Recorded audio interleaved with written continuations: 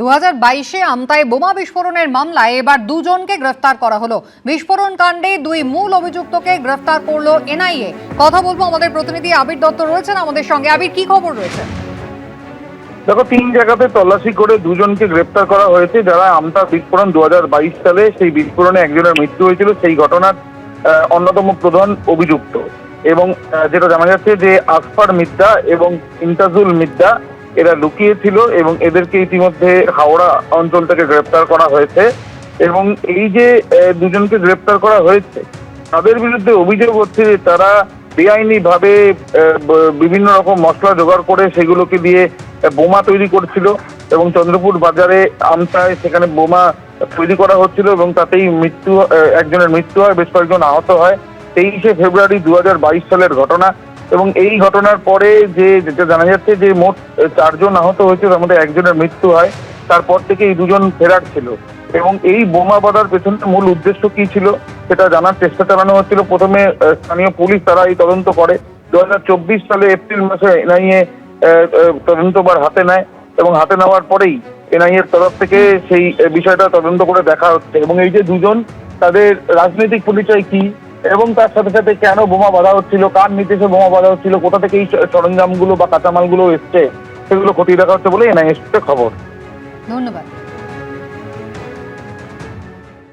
একটা চোরকেও ছাড়া হবে না, বিধানসভায় এভাবেই কড়া বার্তা দিলেন মুখ্যমন্ত্রী শুভেন্দু অধিকারী।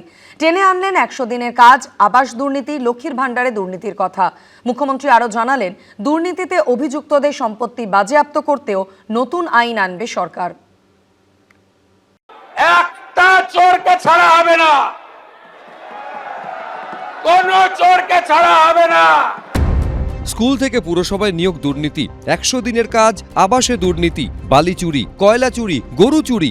তৃণমূলের জমানায় নানা জায়গা থেকে সামনে এসেছে পাহাড় প্রমাণ দুর্নীতি। নাম জড়িয়েছে হেভিওয়েট নেতাদের। এমনকি তৃণমূল ক্ষমতা থেকে যাওয়ার পরেও তাদের সময়কার কেলেঙ্কারির পর্দা ফাঁস হচ্ছে। ত্রাণ দুর্নীতি, মাটি চুরি, লক্ষ্মীর ভাণ্ডারে দুর্নীতির মতো ভুরি ভুরি অভিযোগ উঠছে। এই প্রেক্ষাপটে কড়া অ্যাকশন নিয়েছে বিজেপি সরকার। মঙ্গলবার বিধানসভায় দাঁড়িয়ে এ নিয়ে কড়া হুঁশিয়ারি দিলেন মুখ্যমন্ত্রী শুভেন্দু অধিকারী। সাফ জানিয়ে দিলেন, চুরি করলে সম্পত্তি বাজেয়াপ্ত এবং নিলাম করার আইনও আনতে চলেছে তাদের সরকার। আর একটা কমিশন হয়েছে, রিটায়ার্ড জাস্টিস বিশ্বজিৎ বাসু আর মেম্বার সেক্রেটারি, যার নাম শুনলে অনেকেই আপনারা ভয় পান, এডিজি র্যাঙ্কের আইপিএস কে জয়রামন। যত চুরি করেছেন, মনরেগার চুরি, আবাসের চুরি, জল জীবন মিশনের চুরি, লক্ষ্মীর ভাণ্ডারে চুরি, যত চুরি করেছেন এই কমিশনে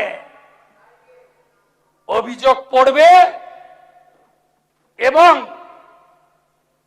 তাদেরকে শ্রীঘরে যেতে হবে।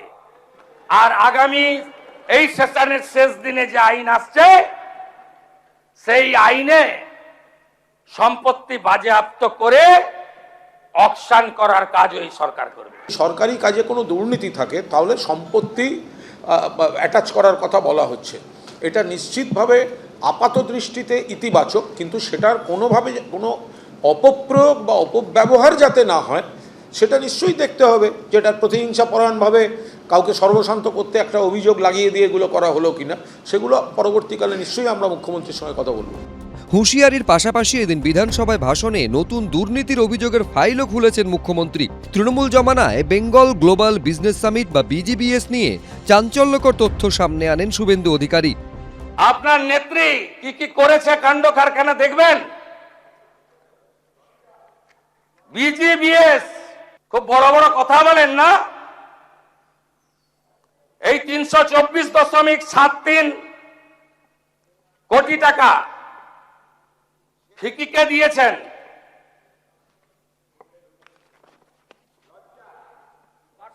দেখবেন প্রাক্তন মুখ্যমন্ত্রী মমতা ব্যানার্জি 324 কোটি, এ তো হিমশৈলের চূড়া মাত্র। আপনি এটা করতে পারেন? আপনি পারেন দিতে? যে সই জালিয়াতি নিয়ে রাজ্য রাজনীতি এখন উত্তাল, সেই প্রসঙ্গ ফের টেনে আনেন মুখ্যমন্ত্রী। আপনাদের এমএলএরা অভিযোগ করেছেন, যার মধ্যে 3 জন অন রেকর্ড সিআইডি কে বলেছেন যে সইগুলো আমাদের নয়। এরপরে আপনি বলছেন সিআইডি পাঠাবেন না। দুর্নীতিমুক্ত রাজ্য গড়ার প্রতিশ্রুতি দিয়ে মানুষের ভোট পেয়েছে বিজেপি। এখন বিজেপি সরকারের থেকেও দুর্নীতির বিরুদ্ধে কড়া পদক্ষেপ দেখতে চাইছে রাজ্যবাসী। আশাবুল হোসেন, কৃষ্ণেন্দু অধিকারী, উজ্জ্বল মুখোপাধ্যায়, এবিপি আনন্দ। এদিকে বিধাননগরের প্রাক্তন চেয়ারম্যান সব্যসাচী দত্তের ঘনিষ্ঠ বলে পরিচিত তৃণমূল নেত্রীর বাড়ি এবং সল্টলেকের ব্যাংকের লকার থেকে উদ্ধার হলো মোট 6 কেজি সোনা এবং 1.5 কেজির কাছাকাছি রূপো। প্রাক্তন তৃণমূল বিধায়ক ধৃত সব্যসাচী দত্তকে নিয়ে সোমবার গভীর রাতে নদিয়া জেলা পরিষদের তৃণমূল সদস্য টিনা সাহা ভৌমিকের 2টি বাড়িতে পৌঁছে যায় পুলিশ। টিনা সাহা ভৌমিকের 2টি বাড়ি থেকে উদ্ধার হয়েছে প্রায় 3 কেজি 300 গ্রাম সোনা। কেজি কেজি সোনা, চোকার নেকলেস, পলা বাঁধানো, চুড়, ব্রেসলেট, চুড়ি, বালা কি নেই, একেবারে চোখ ধাঁধানো সোনার সম্ভার। বিধাননগরের প্রাক্তন চেয়ারম্যান সব্যসাচী দত্তের ঘনিষ্ঠ বলে পরিচিত তৃণমূল নেত্রীর বাড়ি ও সল্টলেকের ব্যাংকের লকার থেকে উদ্ধার হল 6 কেজি সোনা ও 1.5 কেজির কাছাকাছি রূপো। প্রাক্তন তৃণমূল বিধায়ক ধৃত সব্যসাচী দত্তকে নিয়ে সোমবার গভীর রাতে নদিয়া জেলা পরিষদের তৃণমূল সদস্য টিনা সাহা ভৌমিকের 2টি বাড়িতে পৌঁছে যায় পুলিশ। টিনা সাহা ভৌমিক নদিয়া জেলা পরিষদের 2বারের তৃণমূল সদস্য। সব্যসাচী দত্তকে সঙ্গে নিয়ে তেহট্টের নাজিরপুরে টিনার শ্বশুরবাড়ি এবং কিশোরপুরে তার বাবার বাড়িতে তল্লাশি অভিযান চালায় পুলিশ। সব্যসাচী দত্তকে ইতিমধ্যে নিয়ে আসা হলো বিধাননগর নর্থ থানায় এবং গতকালই তেহট্টে তাকে নিয়ে যাওয়া হয়েছিল এবং সেখান থেকে প্রচুর পরিমাণে কিন্তু সোনা পাওয়া গিয়েছে। কি বলবেন, এত পরিমাণে সোনা পাওয়া গেছে? আমার কোনো সম্পর্কই নেই। তাহলে ওটা কিসের জন্য আপনাকে নিয়ে যাওয়া নয়।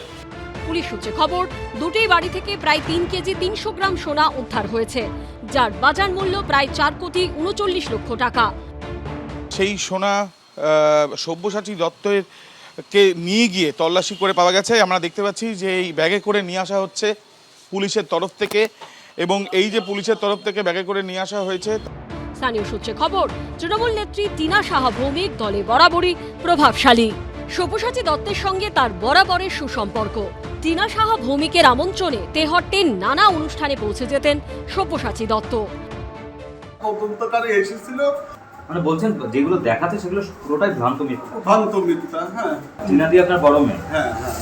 পুলিশ সূত্রে দাবি, এরপর আবার সল্টলেকে ইউনিয়ন ব্যাংকের লকার থেকে সব্যসাচী দত্তের 3 কেজি সোনা ও 1.5 কেজি রূপোর হদিশ মিলেছে।